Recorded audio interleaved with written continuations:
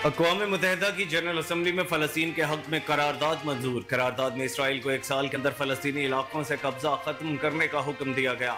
खबर एजेंसी के मुताबिक अक़वाम मुत्तहिदा की जनरल असम्बली में पाकिस्तान, तुर्किया और कतर समेत दीगर ममालिक की जानिब से पेश की जाने वाली मुश्तरका करारदाद के हक़ में 124 ममालिक ने वोट दिया, जबकि 14 ममालिक ने उसकी मुखालफत की और 43 ममालिक के अराकीन वोटिंग में शामिल नहीं हुए।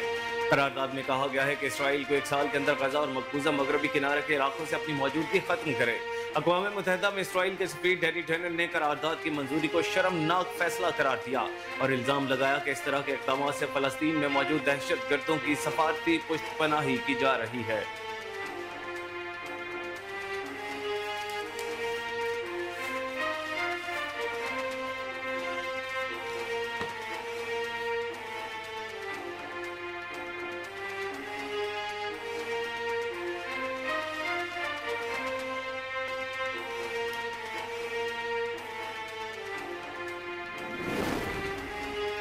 अक़वाम मुत्तहिदा में पाकिस्तान के मुस्तकिल मंदूब मुनीर अकरम ने कहा है कि अफगानिस्तान में फितना खारिज को अफगान अबूरी हुकूमत की सरपरस्ती हासिल है।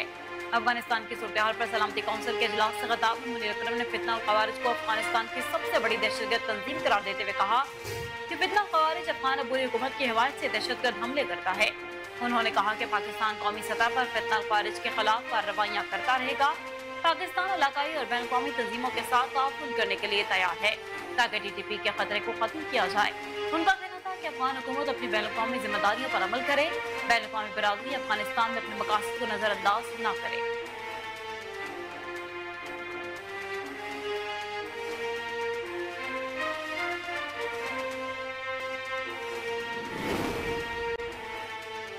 पाकिस्तान स्टॉक मार्केट 81,000 पॉइंट्स की सतह उबूर कर गई। कारोबारी हफ्ते के तीसरे रोज स्टॉक एक्सचेंज में जबरदस्त तेजी देखने में आई है। ट्रेडिंग के दौरान 575 पॉइंट्स का इजाफा हुआ, जिसके साथ पाकिस्तान स्टॉक मार्केट में 100 इंडेक्स 81,037 पॉइंट्स की सतह पर आ गया है। वाज़ेह रहे कि गुज़श्ता रोज स्टॉक मार्केट में ट्रेडिंग का इख्तिताम मुस्बत जोन में हुआ, जिसके बायस 100 इंडेक्स 970 पॉइंट्स इजाफे के साथ 80,461 पॉइंट्स की सतह पर बंद हुआ था।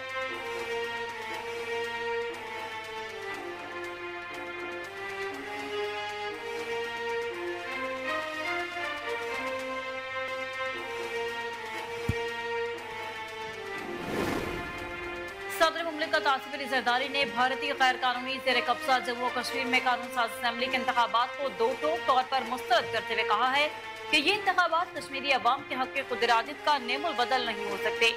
आसिफ अली जरदारी ने कश्मीरी महाजरीन के वक्त मुलाकात के मौके पर गुफ्तगू में कहा कि ऐसे इंतखाबात कश्मीरी अवाम के लिए नाकाबिल कबूल हैं और आलमी बिरादरी से मुतालबा किया कि वो भारतीय गैर कानूनी ज़ेर कब्जा जम्मू कश्मीर में जारी इंसानी हुकूक के खिलाफ वर्जियों पर मोदी हुकूमत को जवाबदेह ठहराए।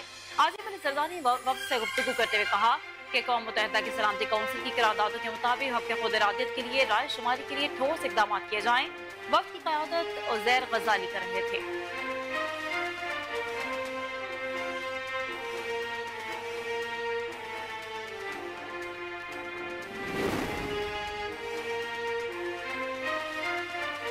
मुस्लिम लीग नून के सेनेटर इरफान सिद्दीकी का कहना है कि जो मुसव्विदा इस वक्त मौलाना फजलुर रहमान, बिलावल भुट्टो के साथ डिस्कस कर रहे हैं, वो बड़ी हद तक आईनी तरामीम के आसपास घूमेगा जो हुकूमत ने तजवीज़ की हैं। उन्होंने कहा कि यह नहीं हो सकता कि तरामीम पर कोई नया मुसव्विदा आ जाए और हुकूमत उस पर अंगूठा लगा दे। इरफान सिद्दीकी का कहना था कि 2 दिन पहले मौलाना फजलुर रहमान आईनी तरामीम के लिए बुलाई गई मीटिंग में मौजूद थे, जहाँ 3 घंटों के दौरान ऐसा मालूम हुआ कि उन्हें आईनी अदालतों या जजेस की तकर्रुरी के फार्मूले पर कोई एतराज़ नहीं है। उन्होंने कहा कि आईनी तरामीम में नई आईनी अदालतों और जजेस की तकर्रुरी 18वीं तरमीम पर लेकर जाने का बुनियादी नुक्ता यकसा ही रहेगा। इरफान सिद्दीकी का कहना था कि शायद हम मामलात को पूरी तरह तय करने में इंसाफ नहीं कर सके।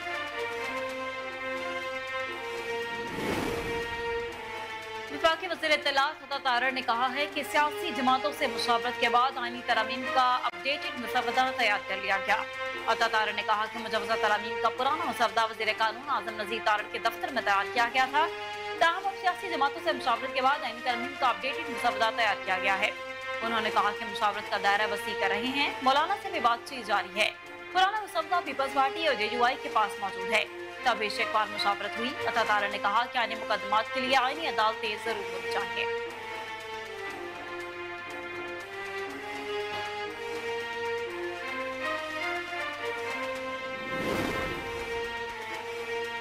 नायब वजीर आजम और वजीर खारजा इसहाक डार ने कहा है कि रूस के साथ तिजारत और तवानाई के शोबों में ताउन बढ़ाएंगे। इस्लामाबाद में नायब वज़ीर आज़म पाकिस्तान और रूस ने मुश्तरका प्रेस कॉन्फ्रेंस की और इस मौके पर नायब वज़ीर आज़म और वज़ीर खारजा इसहाक डार ने कहा कि शंघाई ताउन तंजीम के लिए पाकिस्तान रूस का मशहूर है। उन्होंने कहा कि अफगानिस्तान के मामले में भी पाकिस्तान और रूस का ताउन जारी है। पाकिस्तान और रूस के ताल्लुकात दुरुस्त समत में जा रहे हैं और आज की मुलाकात में डिप्टी वज़ीर आज़म रूस से तफसीली गुफ्तगू हुई। उनका कहना था कि बाहमी दिलचस्पी के उमूर जिसमें तिजारत मुआशरत पर बातचीत हुई और तवानाई के शोबों में ताउन को भी आगे बढ़ाया जाएगा। पाकिस्तान और रूस के दरमियान ताल्लुकात दुरुस्त समत में गामजन हैं।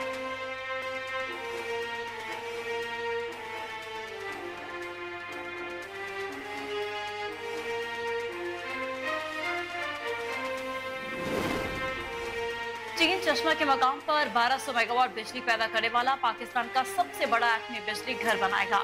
2030 तक चीन के ताउन से 4730 मेगावाट सस्ती और शफाफ बिजली पैदा होने लगी।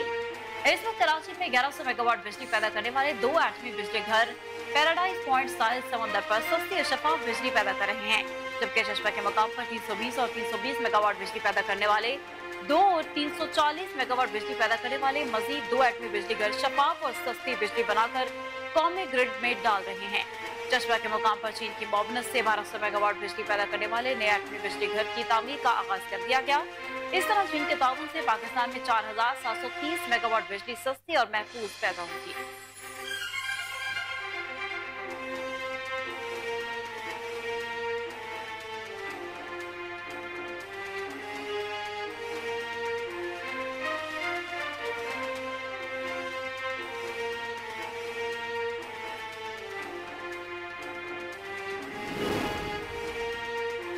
वजीर दिफा ख्वाजा आसिफ ने कहा है कि बिलावल भुट्टो और मोहसिन नकवी एक ही मुसव्वदे पर मौलाना फजलुर रहमान से बात कर रहे हैं।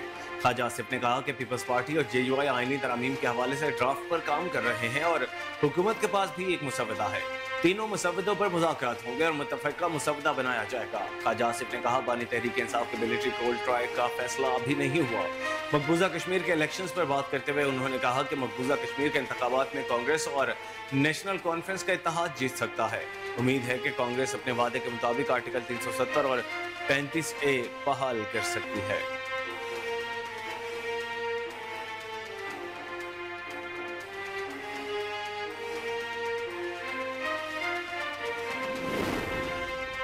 JUI के रहनुमा सेनेटर कामरान मुर्तजा ने आईनी तरमीम पर हुकूमत से की गई बातचीत की अहम तफसीलात बयान कर दी। उन्होंने कहा कि बकाई दस्तावेजात हमें वोटिंग से पहले आधी रात को दी गई।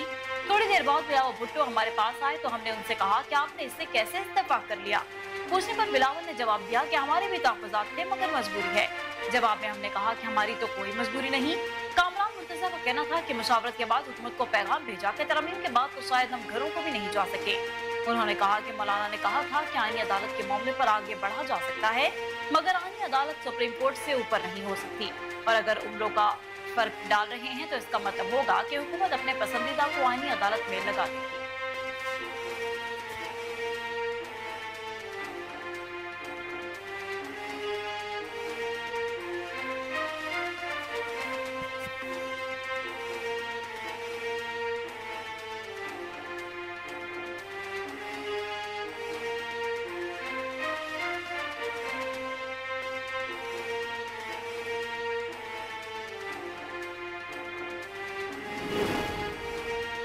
तहरीक इंसाफ के रहनुमा और सुप्रीम कोर्ट बार के साबिक सदर हामिद खान का कहना है कि सुप्रीम कोर्ट का सीनियर जज ही चीफ जस्टिस बनेगा। किसी सूरत जस्टिस मंसूर के सिवा कोई दूसरा चीफ जस्टिस कबूल नहीं। लाहौर हाई कोर्ट में मीडिया से गुफ्तगू करते हुए PTI के रहनुमा ने कहा कि वकला मुत्तहिद हैं, सुप्रीम कोर्ट की आईनी हैसियत में कमी नहीं आने देंगे। कोई और कोर्ट कतन मंजूर नहीं। हामिद खान का कहना था कि 26 अक्टूबर को जस्टिस मंसूर के सिवा कोई चीफ जस्टिस कबूल नहीं करेंगे। हामिद खान ने कहा कि कल के नेशनल कन्वेंशन का मकसद मुजवजा आईनी तरमीम मुस्तरद करना है।